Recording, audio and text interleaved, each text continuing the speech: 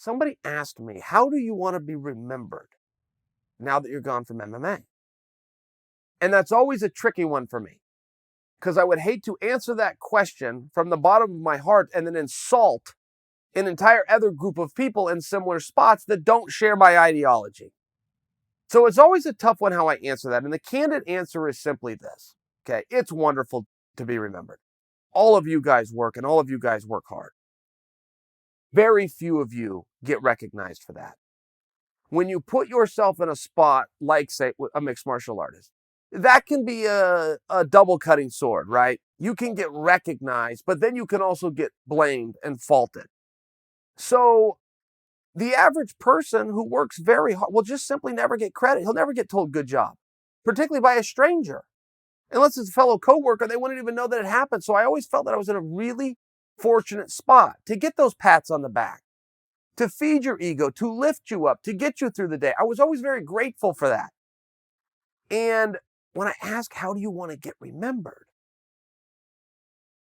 There was a part of me that just flashed back to being in high school and seeing guys return to the football games who had graduated previous years and they're wearing their Letterman's jackets back to the high school. Now, that's a little bit weird. You have to move on. You have to move on. And I'm glad that you're proud of the school. I'm glad you're proud that you went here. But to return to the school wearing the Letterman's jacket of a year that predates this year by 2 seasons is weird. You have to be able to move on. And I don't know that I would be totally honest with you to tell you that I don't want to be remembered. It's a very nice thing, and it's even a humbling thing. And it's a major compliment to the highest of levels.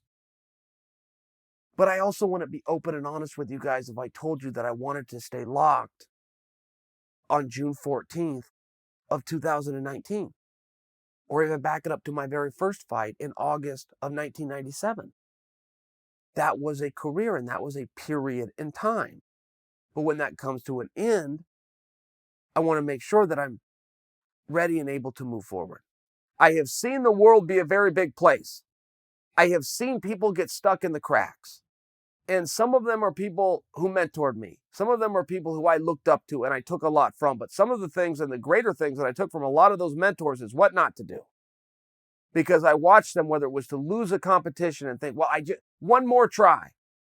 And it's every drug addict's mistake. It's the mistake of every alcoholic. It's the mistake of every gambler out there. One more drink. One more joint. One more seat at the table. If I only would have done this. If I only would have done that. Next time will be different. I see that mistake and I see people getting stuck in the cracks of the world. And I don't fault them and I don't tease them. I do not mean to condescend to them. I just want to be aware of it. So that when I go through it, when I see the people who came before me, and many of them who did a better job than I did. But if I was to call them today and ask them, why are you drunk at noon? They would tell me because the result of the competition.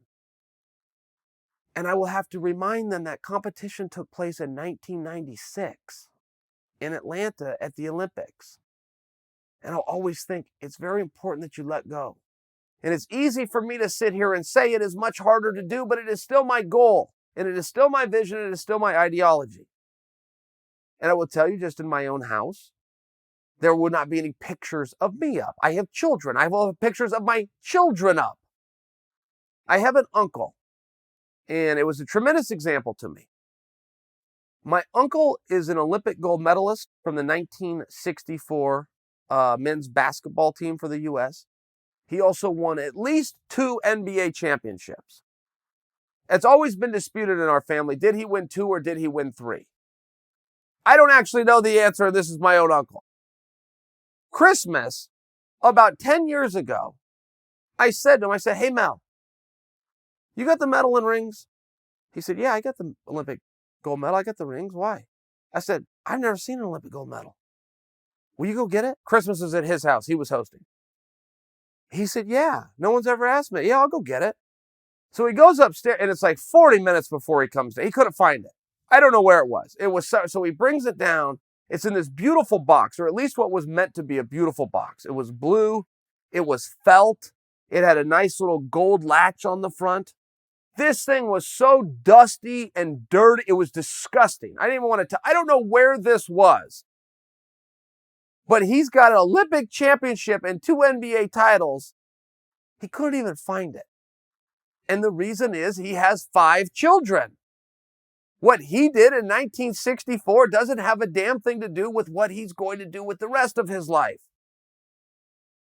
And as much as I'm preaching to you guys, yes, I fully admit I am also sharing with you guys. This is also a counseling session. And as much as I'm pretending that I got all the answers, all I've got is a pretty good blueprint. But it's a struggle. If you have a death, it's a very hard thing to deal with, even if it's the death of a career. And that's where I'm at. And I will tell you, I already am only remembering the good. It was much like junior high.